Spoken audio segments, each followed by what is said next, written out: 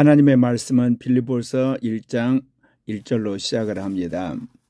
바울이 쓴 서신이 13권이 되는데 그 중에 바울이 감옥에서 쓴 서신이 4권입니다. 빌립보서, 에베소서, 골로새서, 빌레몬서.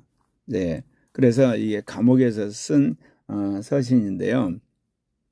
이 빌립보서는 감옥에 쓴 서신으로서 특별히 예수 그리스도께서 우리를 위해서 모든 걸 다 비우시고 인간으로서 죽기까지 순종하심으로 주님이 되셨다고 하는 그 말씀을 하면서 우리로 하여금 고난 가운데 기뻐하고 서로 사랑하고 그리고 또 이게 서로 이게 하나 되라고 하는 그런 권면의 말씀을 감옥에 있는 이 바울 사도가 감옥 밖에 있는 사람들에게 이야기를 하고 있습니다. 네, 이 빌립보 교회는 바울 사도가 2차 선교 여행 중에 이제 세우게 되는데 그 세우는 과정이 아주 놀랍습니다. 그러니까 바울은 원래 1차 선교 여행을 터키 지역에서 했지 않습니까? 그렇기 때문에 2차 선교 여행도 주로 터키 지역에서 하려고 했는데 하나님이 강권적으로 그를 이제 이 에게해를 건너가지고 유럽 쪽으로 주님께서 그를 이제 보내는 거죠. 빌립보 교회가 세워지는 과정들은 사도행전 16장에 자세하게 나옵니다. 성령이 아시아에서 말씀을 전하지 못하게 한다는 이야기가 나오거든요. 그래서 이제 바울이 이 부르기아와 갈라디아 땅을 이제 다녀가서 무시아 앞에 이르게 됩니다. 이게 이제 오늘날 터키 지역의 서부 지역이죠. 그런데 여기 보면 예수의 영이 허락지 아니한다 그런 표현을 써요. 우리는 하나님의 영, 예수의 영 또는 그 영, 이제 그런 성령 그런 표현을 쓰는데 특별히 예수의 영이라고 할 때 우리 안에 오신 분이 그 영이라고 할 때는 뭐냐? 예수의 영과 우리 영이 완전히 하나 되어 있을 때를 그 영이라는 표현을 써요. 근데 예수 영이라는 것은 이제 우리 영과 예수 영이 연합이 되어 있는데 그 예수 영이 우리에게 계시를 할 때 이럴 때는 예수 영인데 그 예수 영이 한마디로 이 터키 서부 지역의 선교를 허락지 않는 거예요. 그러니까 바울이 뭔가 안에서 예수 영이 허락지 않은 걸 느끼고 이제 무시아를 지나 트로아에 이제 가거든요. 근데 그래도 이제 바울은 이 터키 선교에 대한 생각이 굉장히 강했답니다. 그러니까 이대로 가면 주님이 계획하신 이 에게해를 건너서 유럽 선교를 가지를 않을 거 아닙니까? 그러니까 사도행전 16장 9절에 보면 밤에 환상이 바울에게 보이니 마게도냐 사람 하나가 서서 그에게 청하여 이르되 마게도냐로 와서 우리를 도우라. 주님께서 이 꿈이라든지 환상을 주실 때 어떨 때 주시냐면 우리의 이성이 워낙 강해가지고 하나님의 뜻과는 관계없이 우리가 좋다고 생각하는 일을 이제 우리가 고집스럽게 이제 하죠. 또는 선교도 자기가 옳다고 하는 지역에 가서 열심히 하는 겁니다. 또는 사역도 그러죠. 내가 이거는 해야 되겠다. 도저히 그 사람을 설득을 시킬 수가 없지 않습니까? 환경을 통해서. 왜? 환경을 통해서는 자기가 하고 있는 일이 옳다고 생각하는 거죠. 우리로 말하면 이제 일반 계시 영역에서 어떤 깨달음이죠. 근데 주님은 이게 영적으로 그곳이 아니라 정말 주님이 보내야 할 곳, 말하자면 에게해를 건너가지고 유럽 선교를 가야 되거든요. 그러니까 안에서 영이 자꾸 뭔가 지금 하고 있는 바울 선교에 대해서 이제 부담스러운 아니라는 신호를 주는데 정확히 알 수는 없죠. 그런데 이제 환상으로 그걸 보여주시는 거예요. 그러니까 이제 바울이 그때서 확실히 알고 이제 마게도냐로 떠나가기로 작정을 해서 그래서 그가 드로아에서 배를 타고 사모드리아로 가죠. 그래서 네아폴리를 걸려서 이제 빌립보에 이제 도착을 하는데 이게 이제 바로 마게도냐 지역의 첫 성이죠.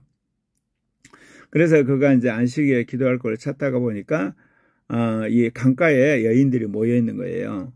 그 여인 중에서 이 빌립보 교회를 세우는데 아주 중요한 역할을 하는 두아디라시에 있는 자색 옷감 장사로서 하나님을 섬기는 누디아라는 여자를 만나게 되죠.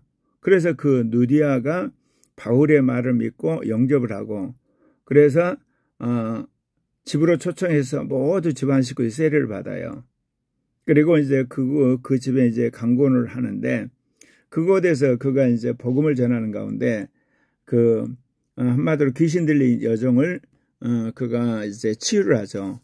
귀신이 이제 물러나게 되면서, 그러면서 이제 하나님의 놀라운 역사가 이제 일어나게 되는데, 거꾸로 이 귀신 들린 여진을 고용했던 주인의 입장에서는 자신의 수익이 이제 사라지게 되니까 바울과 실라를 붙잡아서 고발을 해버립니다. 그래서 바울과 실라가 붙잡혀서 빌립보 감옥에 있게 되죠. 그런데도 불구하고 바울과 실라가 두려워하지 않고 이 감옥에서 열심히 기도하고 찬송을 하는데 지진이 일어나요. 지진이 일어나는데 이제 모든 이제 죄수들이 이제 도망갈 줄 알았는데, 그런데 간수가 보니까 바울과 실라가 도망가지 않고 있는 거예요. 그러니까 이 간수가 감동을 해서 이 바울과 실라를 데리고 자기 집으로 가서 대접을 합니다. 그때 유명한 말씀, 사도행전 16장 31절, 이르되 주 예수를 믿으라, 그리하면 너와 내 집이 구원이라, 그런 말씀을 선포를 하죠. 그래서 간수뿐만 아니라 거기 있는 온 가족이 또 다 세례를 받고 구원을 받게 되는, 이게 바로 빌립보 교회가 세워지는 과정입니다. 그러니까 빌립보 교회는 유럽 성교에서 교두보라 할 수 있는 그런 이게 교회가 될 수가 있는데, 그 교회 개척 멤버들이 여인이었다는 거예요. 그 여인들의 모임으로 시작되고 나중에는 이제 간수까지 참여하는 그런 것들을 보는데, 이거는 21세기 우리들에게 주시는 어떤 주님의 뜻이 있는데, 주님께서는 그동안 이게 남성 중심으로 교회를 이끌어 왔는데, 21세기 들어서 여성 중심의 어떤 교회, 그래서 이제는 남녀가 함께 교회를 섬기는 새로운 시대로 접어들고 있습니다. 이게 늦은비 성령 시대는 그야말로 전 세대가 성령을 받을 뿐만 아니라 이제는 남성뿐만 아니라 여성도 하나님께서 지도자로 세우셔서 마지막 때 전 지구상의 복음을 전할 뿐만 아니라 전 세대의 복음을 전하고 또 남녀가 복음을 전하는 그런 시대로 주님께서 우리를 인도해 가고 계십니다. 네. 그리스도 예수의 종 바울과 디모데는 그리스도 예수 안에서 빌립보에 사는 모든 성도 또한 감독들, 집사들에게 편지한다. 성경에 보면 예수 그리스도라는 단어가 나오고 그리스도 예수라는 단어가 나오죠. 그리스도 예수 그럴 때는 이 주님의 인간성을 강조를 할 때 그리스도 예수라고 그래요. 그리고 예수 그리스도라고 할 때는 신성을 강조할 때는 예수 그리스도 그렇게 이야기를 하는데, 이게 그리스도 예수의 종인 바울과 디모데가 이제 빌립보에 사는 성도란 표현을 써요. 그리고 감독과 집사, 보통 같으면 감독, 집사, 성도라고 쓸 법하죠. 근데 여기서는 성도를 먼저 씁니다. 그것은 고난 가운데서 이제 이 복음을 전하는 이게 바울의 입장에서는 하나님의 말씀에 따라서 신실하게 살고 거룩하게 살고 충성된 사람들에게 이 편지를 써야 될 필요성을 느꼈기 때문에 먼저 빌립보에 사는 성도들이라 그러면서 이제 감독과 집사들에게 편지를 쓴다고 하는 거죠. 하나님 우리 아버지와 주 예수 그리스도로부터 은혜와 평강이 너에게 있을지어다. 그래 여기서는 하나님을 우리 아버지라 고백하고 또 주 예수님을 그리스도로 이야기하는 거죠. 여기서. 예. 그러면서 바울이 감옥에서 이 빌립보 교회 성도들과 이 감독 집사들을 위해서 기도를 했다는 겁니다. 내가 너희를 생각할 때마다 나의 하나님께 감사하며 간구할 때마다 너희 무리를 위하여 기쁨으로 항상 간구했다. 그러니까 우리가 바울 13권을 쭉 읽다 보면요, 바울이 선교에서 예수를 믿게 되고 교회를 이제 이루게 되면서 거기에 있는 이 감독이나 집사들, 성도들이 바울의 선교 사역을 위해서 열심히 기도하는 걸 볼 수가 있어요. 근데 바울도 또한 자신이 개척했던 교회 성도들이나 또는 동역자들을 위해서 기도하는 것을 보게 됩니다. 그럼 바울이 무슨 기도를 했냐면, 너희가 첫날부터 이제까지 복음을 위한 일에 참여하고 있는 것에 대해서 감사해서 이제 기도를 했죠. 그러면서 이제 구체적으로 무슨 이야기를 했냐면, 너희 안에서 착한 일을 시작하신 이가 그리스도 예수의 날까지 이루실 줄 우리가 확신하니. 그러니까 예수를 믿기 시작했는데 그들이 그리스도 예수의 날, 신약 성경에서 그리스도 예수의 날이라는 것은 주님의 재림의 날이기도 하고 주님의 심판 날이기도 해요. 그리고 주님께서 역사를 이제 종결짓는, 말하자면 그리스도인들이 정말 바라는 그리스도의 나라가 이루어지는 날이 그리스도 예수의 날입니다. 그러니까 그리스도인으로 말하자면 예수를 믿고 나서 우리가 이제 그리스도 심판 때 설 때까지를 말하는 거죠. 그리스도 예수의 날까지 그것이 이루어지기를 바란다. 우리가 예수를 한번 믿고 그것으로 끝나는 것이 아니라 계속해서 우리의 신앙이 자라가야 되죠.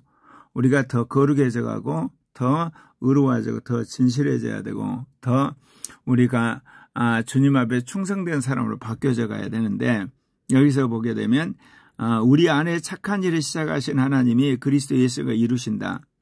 분명히 우리가 주의 말씀에 순종해서 더 착해지고 선해지고 의롭고 진실해지지만 이것은 실은 하나님께서 우리에게 하나님의 말씀을 주셔서 하나님의 영이 역사함으로 이루시기 때문에, 여기 보면 그리스도 예수 안에서 그날까지 하나님이 그를 이루신다는 표현을 쓰고 있습니다. 그러니까 우리의 성화라든지 우리의 사역이라든지 그 모든 것의 주도권은 하나님에게 있어요. 그 하나님이 우리에게도 말씀을 주시고 말씀을 우리에게 믿게 하시면 또 성령이시고 그렇습니다. 내가 너희 무리를 위하여 이와 같이 생각하는 것이 마땅하니 이는 너희가 내 마음에 있으며, 바울이 감옥에 있지만 이 빌립보 교인들을 마음에 두고 늘 기도를 했다는 겁니다.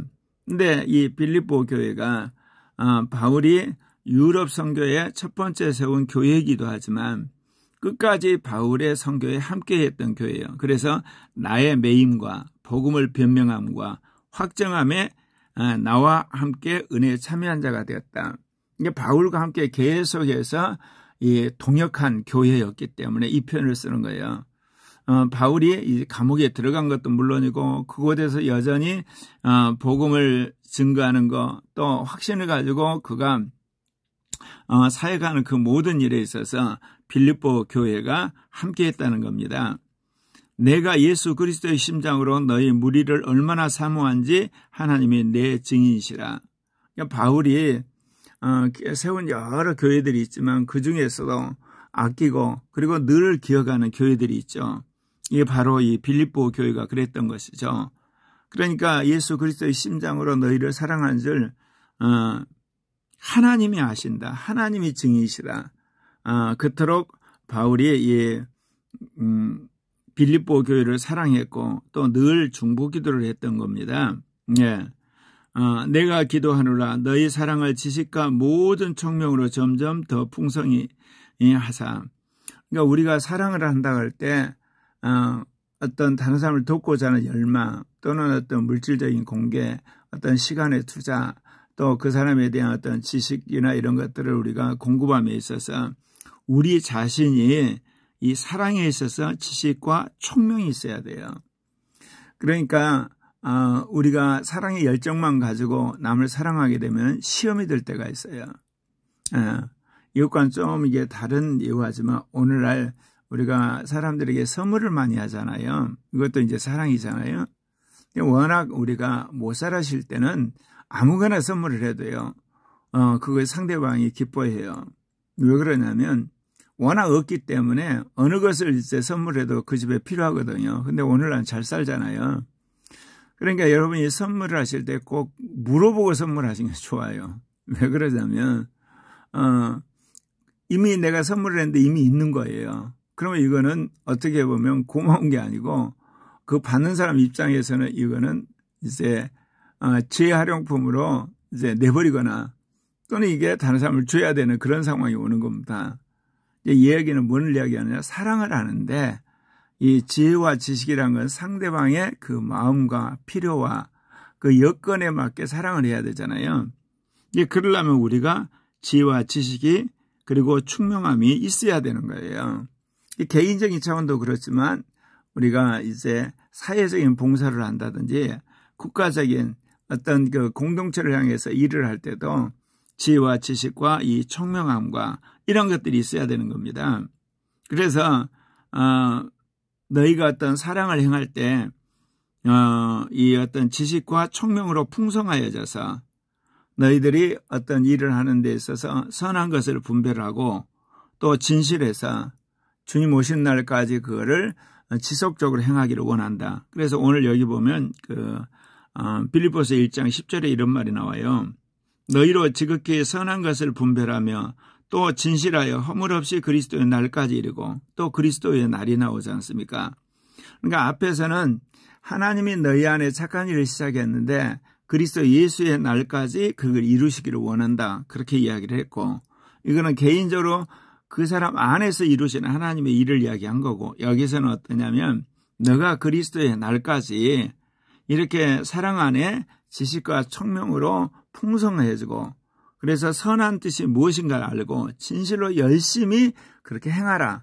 이게 이제 두 개가 사실은 결합되어 있는 거죠.